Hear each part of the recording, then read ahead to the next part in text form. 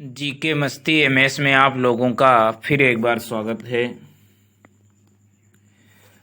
आप लोगों ने पिछले दो वीडियो में मराठा राज्य के बारे में 40 क्वेश्चन देखे, 20-20, और लूसेंट किरण का एक्सप्लेन देखा। अब एक्सप्लेन कुछ भी नहीं करने को रह गया। इसमें लूसेंट ऑप्शनल के जो 41 से और 91 तक जो क्वेश्चन है उनको देखना है। तो पहला क्वेश्चन है, शिवाजी की भूराजस्व व्यवस्था के संदर्भ में क्या सत्य है?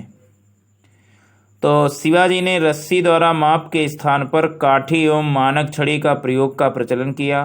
काठी एवं मानक, तो ये सही है। भूराजस्व यानी लगान की दर आरंभ में कुल उपज का 33% थी, जो बाद में बढ़ाकर 40% कर दी गई, तो ये सही है। शिवाजी ने जमींदारी व जागीरदारी का विरोध करते हुए रैयतवाड़ी व्यवस्था को अपनाया। तो ये तीनों चीजें भूराजस्व व्यवस्था के संदर्भ में शिवाजी के काल में सही है। 42वां क्वेश्चन, चौथ मुगल क्षेत्रों की भूमि पर एवं पड़ोसी राज्यों की आय का चौथा हिस्सा यानी 25% होता था। इस कर को किस वंश के शासकों ने वसूला? तो इस कर को मराठा वंश के शासकों ने वसूला। नेक्स्ट, सरदेश मुखी की वसूली शिवाजी इस आधार पर करते थे कि वो महाराष्ट्र के पुश्तैनी सरदेश मुख यानी प्रधान मुखिया हैं। सरदेश मुखी राजस्व का कितना प्रतिशत होता था? तो सरदेश मुखी राजस्व का 10% होता था। मराठा काल में स्थायी घुड़सवार सेना एवं अस्थायी घुड़सवार सेना कहलाती थी पागा या बरगीर एवं सिलहदार। मतलब स्थायी जो घुड़सवार होते थे वो पागा या बरगीर कहलाते थे, जो अस्थायी घुड़सवार होते थे वो सिलहदार कहलाते थे। 45वां क्वेश्चन है, मराठा कालीन घुड़सवार सेना में एक हवलदार के अधीन कितने घुड़सवार होते थे? तो 25। घुड़सवार सेना में एक हवलदार के अधीन 25 घुड़सवार होते थे। मराठा कालीन पैदल सेना में एक नायक के अधीन कितने पायक या पैदल या सैनिक होते थे? तो एक नायक के अधीन पैदल सेना में 9 पायक या पैदल सैनिक होते थे। 47वां, शिवाजी ने मजबूत नौसेना का गठन किया था। शिवाजी का सर्वप्रथम नौसैनिक बेड़ा कहाँ स्थापित था? तो शिवाजी का सर्वप्रथम नौसैनिक बेड़ा कोलाबा में स्थापित था। कोलाबा। किसने प्रतिनिधि पद का सृजन किया जो पदक्रम में पेशवा से भी ऊपर था? तो प्रतिनिधि पद का सृजन राजा राम ने किया, जो पदक्रम में पेशवा से भी ऊपर था। 49वां क्वेश्चन, शिवाजी के बाद क्रमशः दूसरा छत्रपति एवं दूसरा पेशवा कौन बना? तो शिवाजी के बाद क्रमशः दूसरा छत्रपति संभाजी और एवं दूसरा पेशवा जो है कवि कलश बने। शिवाजी के बाद दूसरा छत्रपति संभाजी और दूसरा पेशवा कवि कलश बने। अब सुमेलित कीजिए छत्रपति और शासनकाल। संभाजी का शासनकाल 1680 से 89 तक का है। राजा राम जो छत्रपति थे इनका शासनकाल 1689 से 1700 तक। ताराबाई का शासनकाल 1700 से 1708 तक। साहूजी प्रथम का शासनकाल 1708 से 1749 तक। 91वां क्वेश्चन कहता है, किस मराठा शासक के शासनकाल को पेशवाओं के शासनकाल के नाम से जाना जाता है? तो छत्रपति साहू के शासनकाल को पेशवाओं के शासनकाल के नाम से जाना जाता है।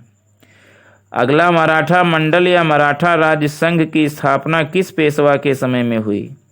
तो बालाजी विश्वनाथ के समय में मराठा मंडल या मराठा राज्य संघ की स्थापना हुई। मुगलों एवं मराठों के बीच हुई 1719 की संधि को रिचर्ड टेम्पल ने 1719 मुगल एवं मराठा के बीच हुई संधि को रिचर्ड टेम्पल ने मराठा साम्राज्य का मैग्ना कार्टा कहा है। यह संधि बालाजी विश्वनाथ एवं सैयद बंधुओं ने किसके नाम पर की थी? मराठा साम्राज्य का मैग्ना कार्टा कही गई है यह संधि, रिचर्ड टेम्पल ने कहा है। तो यह संधि बालाजी विश्वनाथ एवं सैयद बंधुओं के ने किसके नाम पर की? तो मराठा छत्रपति साहू जी एवं मुगल बादशाह रफ़ी उद रजात के नाम पर की। मुगल बादशाह रफ़ी उद रजात के नाम पर। अगला है, मराठा साम्राज्य की सबसे बहादुर महिला कौन थी? ताराबाई थी।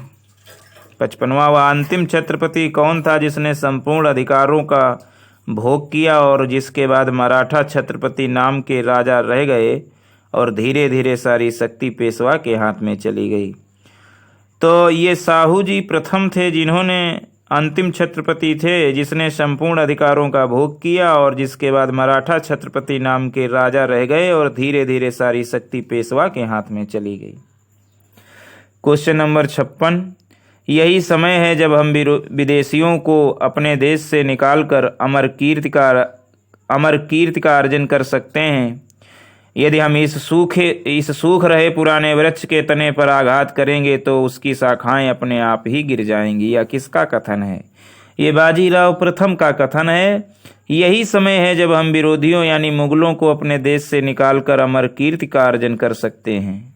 यदि हम इस सूख रहे पुराने वृक्ष के तने पर आघात करेंगे तो उसकी शाखाएं अपने आप ही गिर जाएंगी। 57वां क्वेश्चन है, किसे लड़ाकू पेशवा और हिंदू शक्ति का अवतार कहा जाता है? तो लड़ाकू पेशवा व हिंदू शक्ति का अवतार बाजीराव प्रथम को कहा जाता है। किसने पुर्तगालियों से सालसेट एवं बेसिन के द्वीपों को छीना? तो बाजीराव प्रथम ने पुर्तगालियों से सालसेट एवं बेसिन के द्वीपों को छीना। 59वां है, किस पेशवा ने मुगल बादशाह मोहम्मद शाह रंगीला को मराठा शक्ति की एक झलक दिखाने के लिए 1737 ईस्वी में दिल्ली पर आक्रमण किया और मोहम्मद शाह को मालवा की सूबेदारी पेशवा के नाम करने के लिए विवश किया?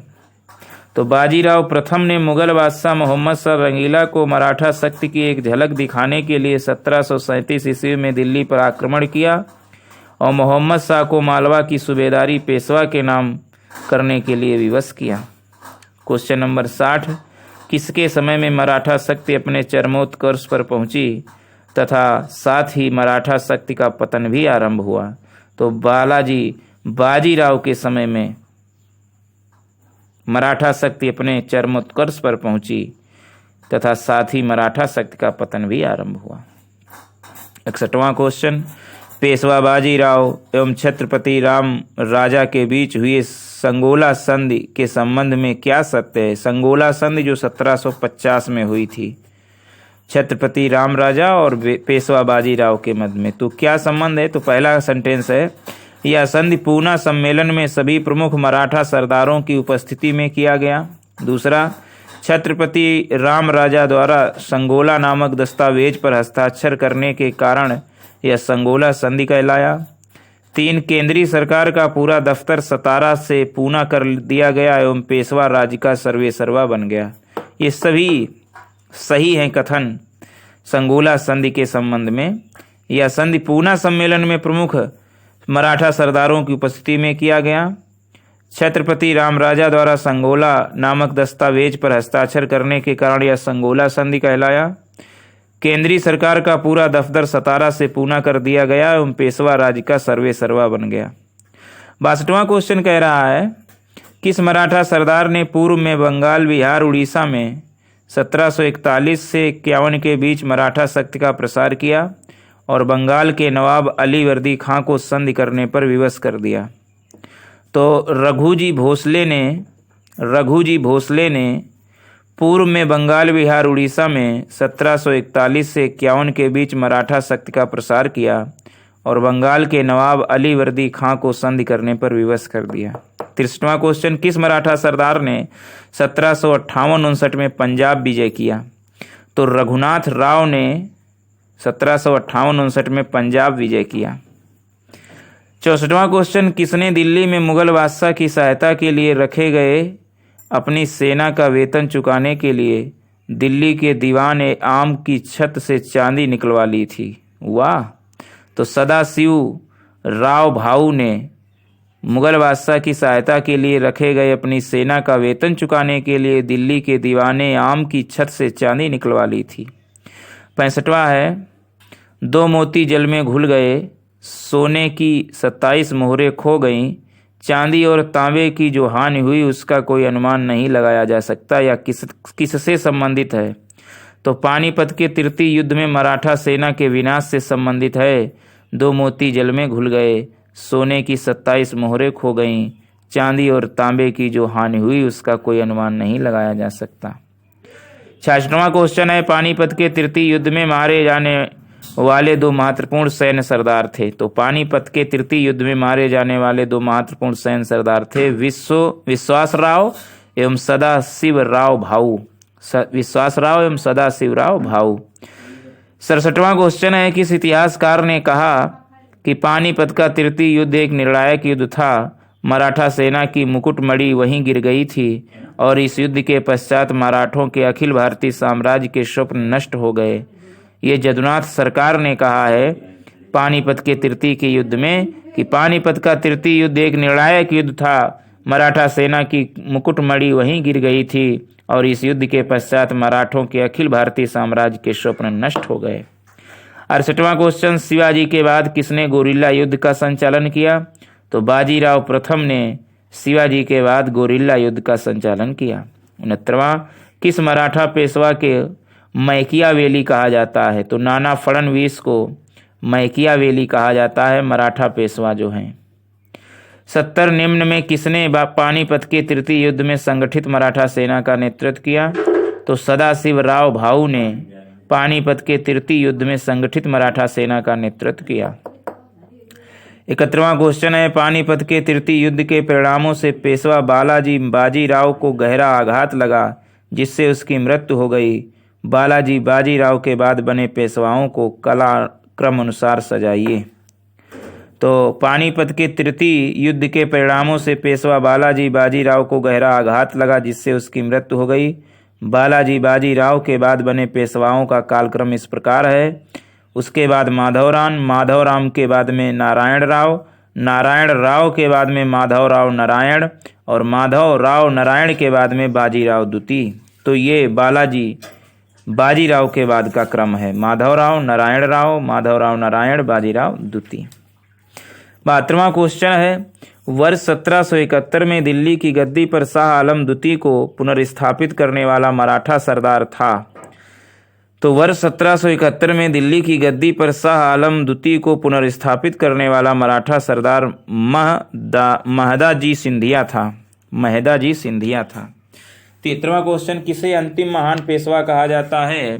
तो माधवराव को अंतिम महान पेशवा कहा जाता है। 74वां क्वेश्चन, किस पेशवा के अबोध होने के कारण मराठा राज्य की देखरेख बड़ा भाई नाम की 12 सदस्यों की एक परिषद करती थी। तो माधवराव नारायण के अबोध होने के कारण मराठा राज्य की देखरेख बड़ा भाई यानी बार भाई नाम की 12 सदस्यों की एक परिषद करती थी। 75वां क्वेश्चन, किसके शासनकाल में प्रथम आंग्ल मराठा युद्ध 1775 से 82 तक हुआ। तो माधवराव नारायण के शासनकाल में प्रथम आंग्ल मराठा युद्ध 1775 से 1782 ईस्वी तक हुआ। द्वितीय आंग्ल मराठा युद्ध एवं तृतीय आंग्ल मराठा युद्ध के समय मराठा पेशवा था तो बाजीराव द्वितीय था। द्वितीय आंग्ल मराठा युद्ध और तृतीय आंग्ल मराठा युद्ध के समय मराठा साम्राज्य का अंतिम पेशवा था बाजीराव द्वितीय।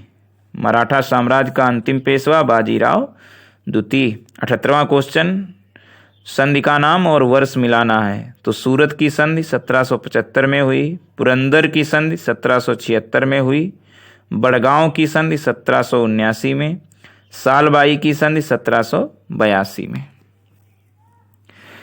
सुमेलित कीजिए अगला 79वां भी यही है। देवगांव की संधि 1803 में, सुरजी अर्जुन गांव की संधि 1803 में और राजपुर घाट की संधि 1805 में। 80वां क्वेश्चन है, तृतीय आंग्ल मराठा युद्ध 1817 से 18 के दौरान हुई सबसे अंतिम संधि थी कानपुर की संधि। तृतीय आंग्ल मराठा युद्ध के दौरान हुई सबसे अंतिम संधि कानपुर की संधि। तृतीय आंग्ल मराठा युद्ध 1817 से 1818 तक चला। मराठा सचिवालय कहलाता था तो मराठा सचिवालय फाद कहलाता था, फाद। 82वां क्वेश्चन है, तृतीय आंग्ल मराठा युद्ध जो कि अंग्रेजों एवं मराठों के बीच अंतिम युद्ध था, क्या क्या परिणाम हुआ?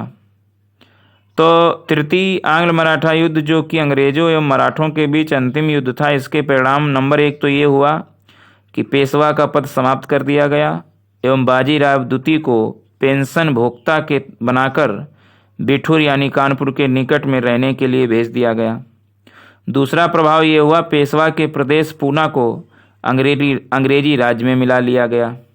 और तीसरा, अन्य छोटे छोटे मराठा राज्य कंपनी के अधीनस्थ हो गए। ये सब प्रभाव हुआ तृतीय आंग्ल मराठा युद्ध के बाद। क्वेश्चन नंबर 83 है, किस मराठा सरदार ने सेना का गठन यूरोपीय ढंग से किया? तो महादाजी सिंधिया ने सेना का गठन यूरोपीय ढंग से किया था।